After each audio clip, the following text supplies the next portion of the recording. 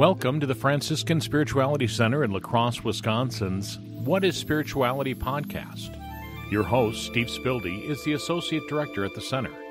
His guests talk about their evolving understanding of God, prayer, healing, and wholeness.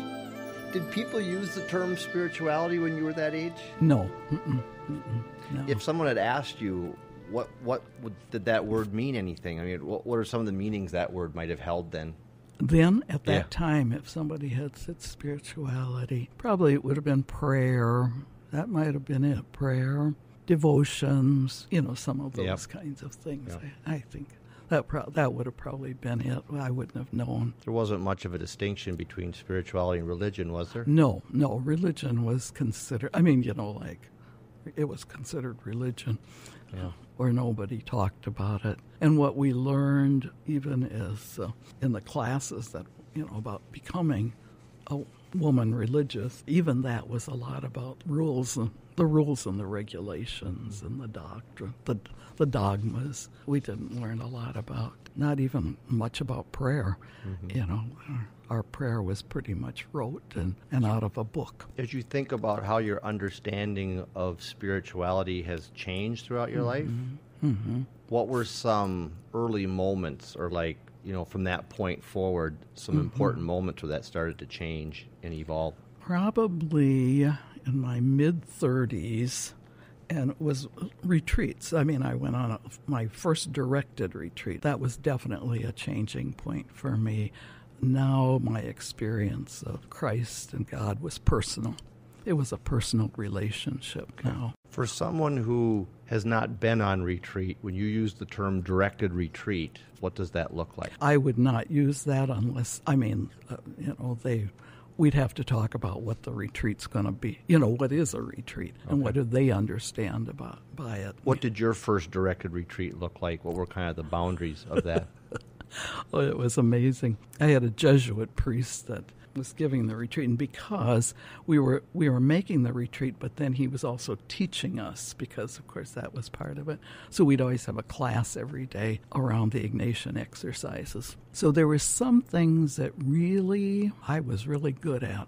There were some things I couldn't figure out, just in the whole thing of even my own prayer time. But there was so much grace and so much gift in the whole thing that, again, it just was my cup of tea. I didn't have to talk to people. So directed retreat, kind of the standard understanding is you go away for silence, and then once a day you meet with a spiritual director, correct? That's right. That's what I would say. And you have prayer times. Yeah, like guided prayer times by the director. So for you, that was a fish to water. Oh, my. I loved it. Yeah, it was good. Yeah. But it sounds like in those periods of silence, you had a more direct experience of God. Is that fair? Yes, for sure. And I learned about prayer. I hadn't learned a lot about prayer, but I think that was when I really began to learn about various ways of prayer. That was helpful to me. So you went through a program to learn how to be a spiritual director for other people, and then there was the invitation to create the Franciscan Spirituality Center so that you could first train the sisters to do that, correct? Right. And then eventually open the doors to people from the community. Yes.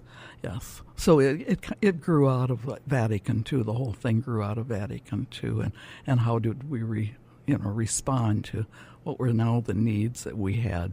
Of the group that was there with me, maybe 3 of us actually continued on in doing spiritual direction. I don't think the others did. Well, you described that was really natural for you to be a listener. What were some of the skills that you had to refine, though, to become better as a spiritual director? Probably learn ways of inviting people to share more on their feelings, and maybe for people that were really very verbal, having to slow them down, learn how to slow them down, invite them to reflection. And always I had to keep coming back to, this is the work between God and that soul, not my job. So always having to remind myself that it's not my job to change them or to save them or to let God directly work with them. From the early days of the Spirituality Center until now, would you say your understanding of spirituality has evolved? Definitely. But, like when I came here, by the time I came to in 88 to the Spirituality Center, I had pretty well, figured out religion and spirituality and the difference there. So when I came here, like a lot of the programs we had they were just really geared to spirituality. The sister who was the director before, really worked with parishes. And so it was more what today we'd call it the RCIA type of thing.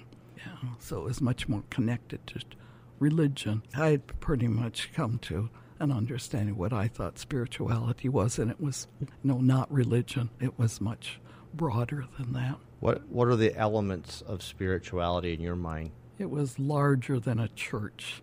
It encompassed much more creation and body and spirit, community some, but it wasn't instruction as much as getting in touch with the spirit, I suppose you could say, and that God's present in all of it.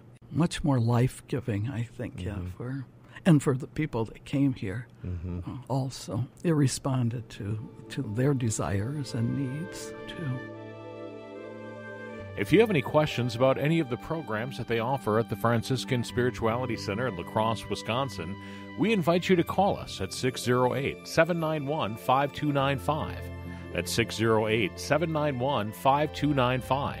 You can also visit our website at www.fscenter.org. www.fscenter.org. Thank you for listening.